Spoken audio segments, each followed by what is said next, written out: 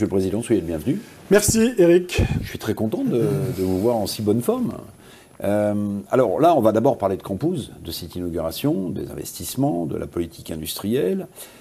J'imagine que le président du conseil départemental est heureux quand il voit une entreprise comme SEB investir 5-6 millions d'euros. C'est une bonne nouvelle. Ouais, c'est une bonne nouvelle. D'abord parce que Campouze fait partie de notre identité industrielle, l'identité du Finistère, pour des raisons évidentes, mais aussi parce que on poursuit, on cherche à favoriser une stratégie consistant à faire revenir des investissements à la pointe de la Bretagne, donc en matière de politique industrielle, le développement de l'emploi industriel, garder celui qui existe, en faire venir davantage. C'est tout à fait raccord avec ce qui est pour nous l'intérêt général en Bretagne et dans le Finistère. Alors vous aviez raison de rappeler qu'il y a l'aspect économique, mais il y a aussi l'aspect patrimonial. Et dans un moment de l'histoire de France où parfois on perd un peu le fil du roman national, de ce qui a fait qu'on est cette nation, c'est bien aussi d'avoir des marques qui sont autant de repères sur le chemin de l'histoire industrielle ou de l'histoire française. Absolument, moi je crois que dans les ressorts là, du populisme ambiant qui souffle dans beaucoup de pays, un des éléments importants c'est la perte de racines, le sentiment que tout s'accélère, qu'on ne reconnaît plus rien. De très nombreux groupes, d'ailleurs, ont décidé, à mesure qu'ils s'internationalisaient, de changer de marque et d'avoir des marques un peu tout-terrain qui résonnent de bonne manière dans toutes les géographies du monde. Campouze, c'est clairement une marque qui a les pieds en Bretagne. Et voilà, les gens ont besoin de racines. Ça a toujours été. Les sociétés ont besoin de racines. Elles ne sont pas uniquement politiques, elles sont culturelles. Et la marque qu'on célèbre aujourd'hui, elle fait partie de ces racines bretonnes. Juste avant vous, tout à l'heure en direct sur l'Hémicycle TV, il y avait Loïc Enaf. Alors voilà, aussi une marque emblématique de la Bretagne. Et alors, pour la petite histoire, j'ai vu que les deux, Campouze et Enaf, en fait, étaient nés dans le même village. À Pouldreuzic, qui est aussi, ça parlera peut-être à la génération qui précède la mienne, Pouldreuzic, qui est aussi le village dont est originaire Père Jacques Elias, qui a écrit le Cheval d'Orgueil, bien sûr, qui s'est vendu à des centaines de milliers d'exemplaires chez Terre Humaine, la collection de Jean Mallory, et qui raconte l'histoire de cette mutation de la Bretagne qui commence le XXe siècle quasiment dans les conditions du Moyen-Âge, qu'il termine dans les conditions de l'ère industrielle, qui continue à évoluer. Il était du même village. Il était de Pouldreuzic, absolument. Et donc, il raconte l'histoire de ce pays bigoudin qui, en peut-être 20 ou 30 ans, franchit une distance qui était franchie par d'autres régions en 3 ou 4 siècles.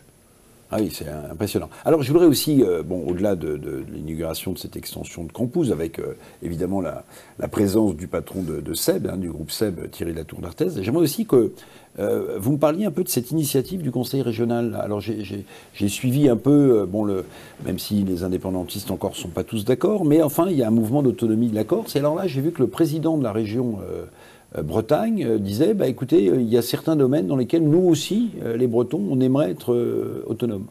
Oui, je pense qu'il y a deux choses. La première, c'est que le président de région, qui a des qualités, fait surtout ça parce qu'il est en mal de publicité. Il s'est dit que c'était une manière de faire le buzz. Ah, c'est un petit coup politique sur le fond. Non, mais je pense que la manière politique à laquelle vous appartenez pas. La manière dont ça a été fait n'est pas une bonne manière. Voilà, c'est pas sérieux de partir dans des évolutions institutionnelles comme ça très lourdes, de demander un statut proche de celui de la Corse, c'est un bouleversement majeur, comme ça, sur un petit coup de dé, pour faire le buzz. Ça ne me semble pas une bonne manière. Sur le fond, je crois qu'il ne faut pas confondre l'autonomie et la décentralisation. Moi, je suis libéral, jupéiste, j'appartiens au centre droit, j'ai toujours été extrêmement favorable à ce qu'il y ait plus de pouvoir local, d'autonomie donnée aux collectivités locales. Je suis favorable au principe de subsidiarité, ça c'est la décentralisation.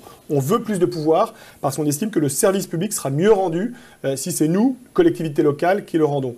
L'autonomie, ça n'a rien à voir. L'autonomie, c'est l'autonomie législative, comme elle existe aujourd'hui en Nouvelle-Calédonie, demain peut-être en Corse et également dans d'autres pays. Donc c'est juste de la com pour vous. C'est voilà, le président du conseil régional socialiste. C'est un coup de com, mais qui est adossé à une demande qui me semble extrêmement dangereuse, qui pourrait conduire au détricotage de la République, et je le crois d'ailleurs, à la demande à laquelle les Bretons n'adhèrent pas. Les Bretons sont fiers de leur identité et de leur histoire, ils veulent le pouvoir local, ils ne veulent pas sortir de la République, ils sont très attachés à la France. Maël Le Calan, vous avez dit tout à l'heure, là je vous ai entendu, moi je suis un libéral. Bon, très bien. Vous avez entendu le président de SEB, Thierry Latour d'Arthez, tout à l'heure dire, moi vous savez, j'ai moins peur de l'IA que de l'IC, l'invasion chinoise, et que de l'inflation normative. Ça, c'est un sujet pour les entreprises. Alors, l'impôt de production a beaucoup baissé pour eux. Hein. L'État a consacré beaucoup de milliards à aider les entreprises. Mais quand vous entendez un patron comme Thierry Latour d'Artaise, il y a un sujet quand même. Ah ben absolument. C'est pour ça qu'il ne faut pas uniquement pour les parlementaires ou les élus locaux venir à des inaugurations pour se féliciter de ce qu'on développe l'emploi industriel dans les territoires. Il faut aussi être cohérent et se demander quelles sont les conditions du maintien et du développement de l'emploi industriel. On sait que la France, de très longue date, pâtit de charges fiscales, sociales et réglementaires beaucoup plus lourdes, pas seulement que la Chine, on ne joue pas dans la même catégorie que la Chine, mais que l'Allemagne, que l'Italie, que nos concurrents directs qui au plan industriel sont des concurrents européens.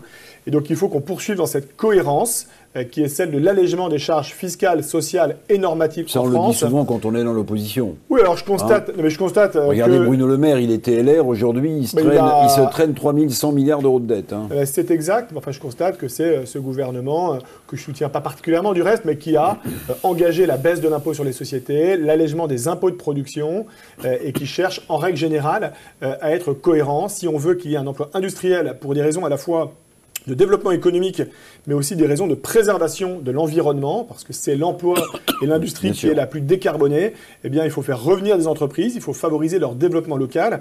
On parle de crampouze aujourd'hui, je pourrais vous parler de l'industrie agroalimentaire, de l'agriculture et de la pêche, qui sont des très belles filières de développement industriel, et qui aujourd'hui jouent à armes inégales pour ce qui a trait de la pêche, contre l'industrie de la pêche coréenne, chinoise, russe, scandinave, parce que le fardeau fiscal, social et réglementaire est beaucoup trop lourd. Maël de Calon, toute dernière question que j'essaye de poser à tous les invités qui se succèdent en direct sur l'Hémicycle TV. Quelle est votre crêpe préférée? La complète. Alors, sans hésiter. Parce que la complète, chacun a sa recette. Hein. Mais la complète chacun ou la complète andouille. Ah, voilà. Une petite variante. Pas de vire.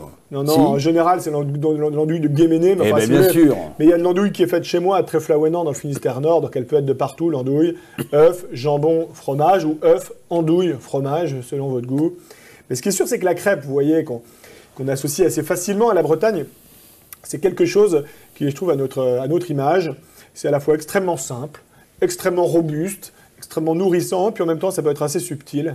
Et puis c'est quelque chose qui s'exporte bien. Merci beaucoup, Monsieur le Président du Conseil départemental, Maël de Calin. Merci beaucoup. Merci à vous. On se retrouve, nous, pour un nouveau direct dans quelques instants sur l'Hémicycle TV. À tout de suite.